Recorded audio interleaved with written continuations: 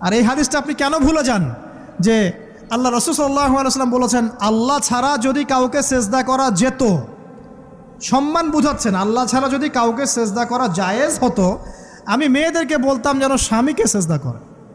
কেন? কারণ আপনাকে রেসপন্সিবিলিটি, আপনার খাবার, আপনার ফুড, আপনার শেল্টার, আপনার মানে পুরো দায় দায়িত্ব নিজের হাড় ভাঙা পরিশ্রম দিয়ে, জীবনের ঝুঁকি নিয়ে স্বামী আপনার জন্য করে। সে আপনার সম্মান পাওয়ার যোগ্য তো? সে কি আপনার সম্মান পাওয়ার যোগ্য নয়? আপনি যদি সম্মানের হক আদায় না করতে পারেন তাহলে আপনি অকৃতজ্ঞ। আর অকৃতজ্ঞ মেয়ে কখনো জান্নাতে যাবে? একটা হাদিসে আছে বেশিরভাগ মেয়ে জাহান্নামের যাওয়ার অন্যতম কারণ হচ্ছে তারা স্বামীর সাথে কুফুরি করে। কি করে? মানে সারা জীবন স্বামী ভালোবেসে যায়, ভরণ পোষণ দিয়ে যায়, সব চাহিদা পূরণ করে যায়, একদিন দেখবেন কথা কাটাকাটি হয়েছে, ওই দিন বলে বসবে যে তোমার কাছে আমি কিচ্ছু পাই নাই সারাদিন। এই যে কুফুরি, এই কারণে তারা জাহান্নামে